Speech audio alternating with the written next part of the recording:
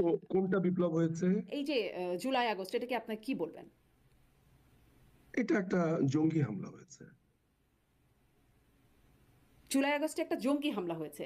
সারা দেশের এত মানুষ জুলাই জুলাই জুলাই আগস্ট বাংলাদেশে একটা জঙ্গি হামলা হয়েছে, সারা হ্যাঁ। দেশের এত মানুষ রাস্তায় নেমে আসছে, সবাই আসলে জঙ্গি হামলা। সারা দেশের কত মানুষ এসেছে? আপনার কাছে কোনো ধরনের ডাটা আছে? আমরা যেটা এই গণমাধ্যমে 20 দেখেছি, কোটি আপনি যদি মানুষের মধ্যে প্লেন ভিউ, আপনি একদম খোলা চোখে যা দেখতে পাচ্ছেন আমি প্লেন ভিউ গণভবন। দেখবো না তো।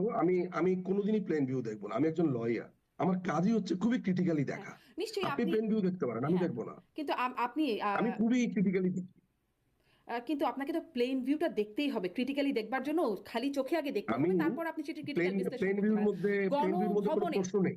প্লেন গণভবনের ভিউ সামনে যেভাবে আমরা সাধারণ মানুষকে আসতে দেখলাম, ঝাঁপিয়ে পড়তে দেখলাম, বা বিপ্লবের সেই মুহূর্তগুলোতে, বা অভ্যুত্থান, বিপ্লব, আন্দোলন যাই বলি না কেন, সেই সময় যেভাবে রাস্তায় মানুষকে নামতে দেখলাম, তারা কারা? তারা সবাইকে আসলে জঙ্গি? আমি তো অনেক চোরকে দেখলাম সেখানে। আমি তো কোনো বিপ্লবীকে দেখলাম না। গণভবনের কথাতে গণভবনে আমি ডাকাত এবং চোরকে দেখলাম। আমি তো কোনো বিপ্লবীকে দেখলাম না। কোনো বিপ্লবী কি মুরগি চুরি করে? কোনো বিপ্লবী কি ছাগল চুরি করে? কোনো বিপ্লবী কি জায়নামাজ ঘড়ি চুরি করে? আপনি যদি বলেন যে হ্যাঁ বিপ্লবীরা চোর, আমি আপনার সাথে একমত হব, বলবো যে ঠিক আছে বিপ্লব হয়েছে।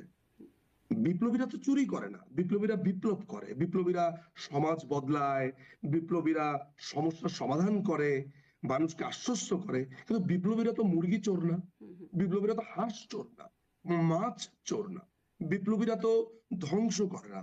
গণভবন তো সরকারি সম্পত্তি। গণভবনের ব্যক্তিগত স্টাফ বাদে বাকি সবকিছু তো সরকারি সম্পত্তি। বিপ্লবীরা তো চোর না। তাহলে আপনাদের কিছু চোরের কথা, চোরকে জি, আপনি বিপ্লবী মানে বলছেন? কিছু চোর, হ্যাঁ নিশ্চয়ই নিন্দনীয়, হাঁস মুরগি ছাগল কিছু এগুলো চুরি করে নিয়ে কিছু যাচ্ছে। আপনার যে পালং শাক হ্যাঁ, চুরি করেছে, যে সরিষা ক্ষেত থেকে সরিষা চুরি করেছে, যে তেলের বোতল চুরি করেছে, যে একটা স্পন্সর বাথরুমের স্যান্ডেল চুরি করেছে, যে বদনা চুরি করেছে, বদনা তোর বিপ্লবী। শ্রীলঙ্কায় কি ও, হয়েছে? শ্রীলঙ্কায় আসলে সেটাকে আপনি কি বলবেন? আমি আমি আমি শ্রীলঙ্কা নিয়ে কথা বলতে গেলে নিকারাগুয়া নিয়ে কথা বলবো। আপনি বলবেন আমার সাথে? আপনার সাথে আমি কথা বলবো আয়াতুল্লাহ খোমেনিকে নিয়ে। চলেন, let's talk about Peru, let's talk about Nicaragua, Argentina. আপনি বিপ্লব যদি মেলাতে চান, আজকে আমি বাংলাদেশের সমস্ত বিপ্লব নিয়ে কথা বলবো। আপনার শ্রীলঙ্কাতে আচ্ছা, পদ্মা তাহলে চুরি করেছে, হ্যাঁ। বদনা চুরি করেছে। না, বদনা চুরি করেনি, কিন্তু আমরা তো তাহলে দেখেছি যে সেখানে কিভাবে মানে তাহলে বিছানায় শুয়ে কিভাবে দখলদারিত্ব তাহলে হচ্ছে, আমরা খাওয়া নিশ্চয়ই দাওয়া হচ্ছে। শ্রীলঙ্কার সরি, তাহলে তো নিশ্চয়ই আমরা শ্রীলঙ্কার এই আন্দোলনটাকে বদনা চোরদের আন্দোলন বলতে পারি না। সেটা আলাদা জিনিস, প্রেক্ষাপট আলাদা। এটা তো চোর, বদনা চোরদের আন্দোলনটা তো আর হতে পারে না, নিশ্চয়ই এটা হ্যাঁ। এটা একটা দৃষ্টিকটু এবং খুবই নিন্দনীয় একটা বিষয়, যে এই জিনিসগুলো কয়েকটি বিষয় ঘটেছে, কিন্তু এইটা তো গুটি কয়েক মানুষ, কিন্তু গণভবনের সামনে যে বিশাল ঢল দেখা যাচ্ছে, মানে নিশ্চয়ই কয়েকজন বদনাচোর আর মুরগি চোরের গণভবনে হামলা করলো আর এই কারণে প্রধানমন্ত্রী পালিয়ে গেলেন, এমনটি না। নিশ্চয়ই এই পরিমাণ মানুষ ছিল, এরকম একটা প্রেশার ছিল বলেই তখন এত ক্ষমতাময়ী প্রধানমন্ত্রী তখন তাকে দেশ ছেড়ে এভাবে করে একরকম আপনার সরে যেতে হলো। আপনার শব্দ চয়নে আমি একটু দ্বিমত পোষণ করব। মাননীয় প্রধানমন্ত্রী পালিয়ে যাননি। মাননীয় প্রধানমন্ত্রী এই চোর, ডাকাত এবং জঙ্গিদের আক্রমণে তাকে বাংলাদেশের যারা সুরক্ষা দেয়, আইন শৃঙ্খলা বাহিনী, তারা তাকে এক স্থান থেকে আরেক স্থানে স্থানান্তর করেছেন, উদ্ধার করেছেন।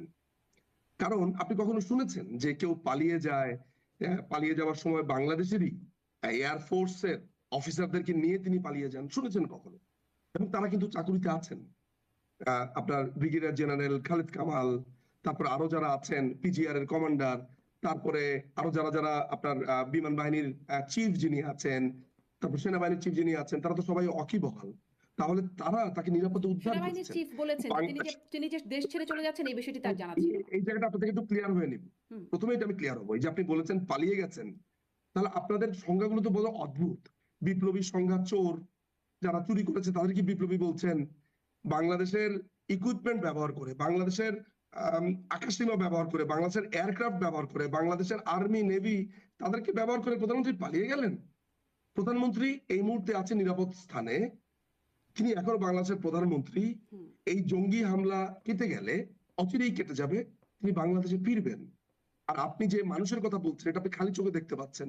আমি তো দেখতে পাই যে বাংলাদেশের উত্তরাঞ্চলে, দক্ষিণাঞ্চলে লক্ষ লক্ষ লোক সেদিন রেডি ছিল। কেন আপনি গোপালগঞ্জে লক্ষ লক্ষ লোককে দেখেন নাই? ফরিদপুর, শরীয়তপুর, মাদারীপুর, মাননীয় প্রধানমন্ত্রী দেশরত্ন শেখ হাসিনার একটা নির্দেশের অপেক্ষা করছিলেন, কিন্তু রক্তের উপর দাঁড়িয়ে মাননীয় প্রধানমন্ত্রী তো রাজনীতি করবেন না।